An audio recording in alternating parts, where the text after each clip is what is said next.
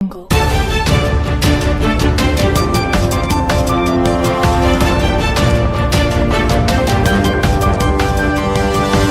Audio jungle.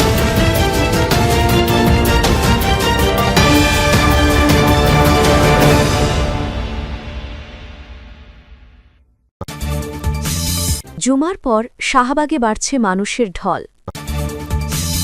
ঢাকাসহ দেশের বিভিন্ন জায়গায় বিক্ষোভ।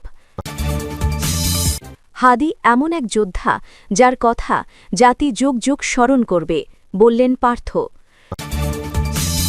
খালেদা জিয়ার স্বাস্থ্য নিয়ে ব্রিফিং বিকালে। এতক্ষণ শুনছিলেন সংবাদ শিরোনাম, এখন জানাব বিস্তারিত। ইনকিলাব মঞ্চের মুখপাত্র শরীফ ওসমান হাদিকে গুলি করে হত্যার প্রতিবাদে শাহবাগ মোড়ে বিক্ষোভ কর্মসূচি চলছে।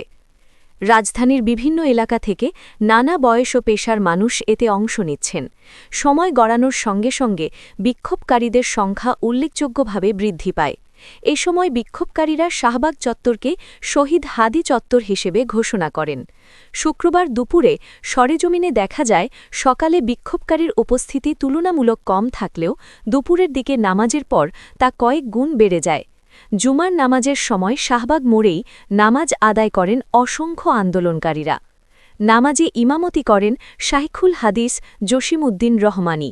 পরে মোনাজাতে নিহত শরীফ ওসমান হাদির জন্য দোয়া করা হয়। এর আগে বিক্ষোভকারীরা বিভিন্ন স্লোগানে শাহবাগ এলাকা মুখরিত করে তোলেন। তাদের স্লোগানের মধ্যে ছিল, ফ্যাসিবাদের কালো হাত ভেঙে দাও, আওয়ামী লীগের আস্তানা এই বাংলায় হবে না, হাদির রক্ত বৃথা যেতে দেব না, আমরা সবাই হাদি, এই মুহূর্তে দরকার বিপ্লবী সরকার সহ আরও নানা প্রতিবাদী আহ্বান। শুক্রবার রাত থেকেই বিক্ষোভকারীরা শাহবাগ মোড়ে অবস্থান কর্মসূচি পালন করছেন। এর ফলে ওই এলাকা দিয়ে যানবাহন চলাচল বন্ধ রয়েছে।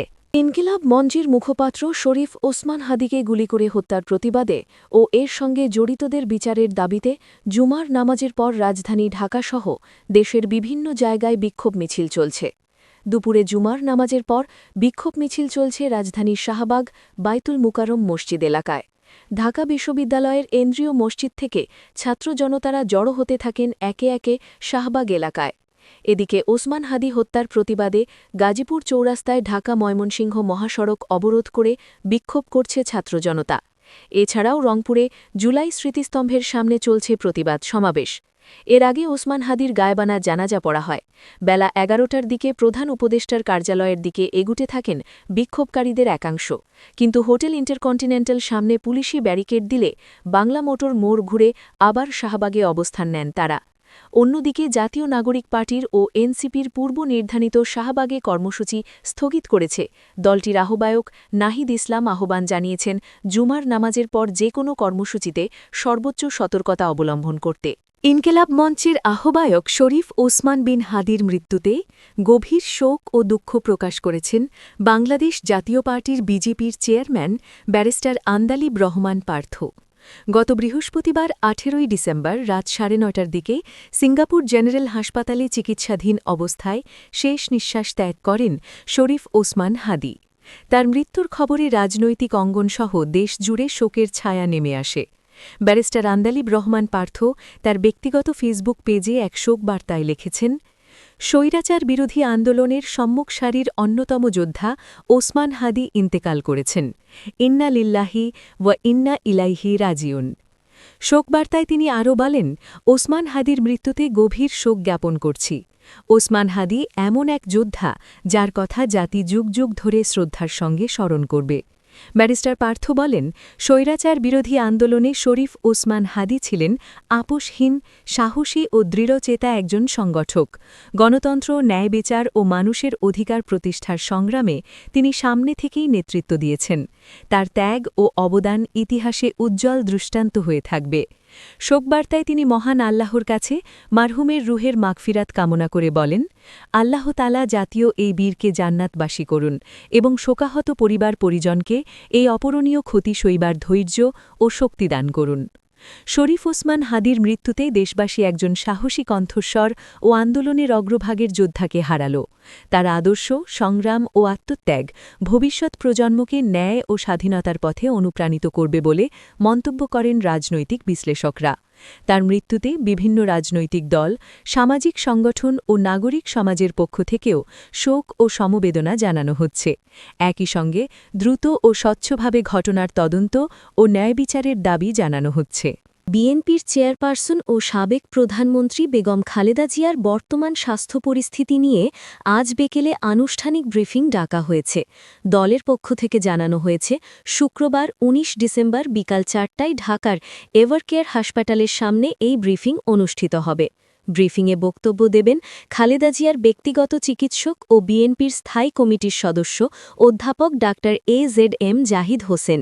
তিনি দলের শীর্ষ নেত্রীর শারীরিক অবস্থার সর্বশেষ আপডেট, চলমান চিকিৎসা কার্যক্রম এবং পরবর্তী করণীয় বিষয়ে বিস্তারিত তুলে ধরবেন বলে জানা গেছে। বিএনপির মিডিয়া সেলের সদস্য সাইরুল কবির খান বিষয়টি নিশ্চিত করে জানান, দেশবাসী ও দলের নেতাকর্মীদের মধ্যে খালেদা জিয়ার স্বাস্থ্য নিয়ে যে উদ্বেগ রয়েছে তা দূর করতেই এই ব্রিফিংয়ের আয়োজন করা হয়েছে। তিনি বলেন, চিকিৎসক হিসেবে অধ্যাপক ডাক্তার জাহিদ হোসেন সরাসরি স্বাস্থ্য সংক্রান্ত তথ্য জানাবেন, যাতে কোনো ধরনের বিভ্রান্তি না থাকে। উল্লেখ্য, দীর্ঘদিন ধরেই বেগম খালেদা জিয়া বিভিন্ন জটিল রোগে ভুগছেন। তিনি নিয়মিত বিশেষজ্ঞ চিকিৎসকদের তত্ত্বাবধানে চিকিৎসা নিচ্ছেন। এর আগেও তার শারীরিক অবস্থার অবনতি বা চিকিৎসা সংক্রান্ত গুরুত্বপূর্ণ সিদ্ধান্তের সময় পরিবারের সম্মতিক্রমে চিকিৎসকরা গণমাধ্যমকে ব্রিফ করেছেন। দলের নেতারা আশা প্রকাশ করছেন, আজকের ব্রিফিংয়ের মাধ্যমে খালেদা জিয়ার স্বাস্থ্য নিয়ে সঠিক ও হালনাগাদ তথ্য জনসম্মুখে আসবে। পাশাপাশি তার সুস্থতার জন্য দেশবাসীর কাছে দোয়া চাওয়ার বিষয়টিও ব্রিফিংয়ে উল্লেখ করা হতে পারে। এদিকে ব্রিফিংকে কেন্দ্র করে এভারকেয়ার হাসপাতালের সামনে বিএনপির নেতাকর্মী ও গণমাধ্যম কর্মীদের উপস্থিতি বাড়তে পারে বলে ধারণা করা হচ্ছে। আইন শৃঙ্খলা রক্ষাকারী বাহিনীও পরিস্থিতি স্বাভাবিক রাখতে প্রয়োজনীয় ব্যবস্থা নিতে পারে।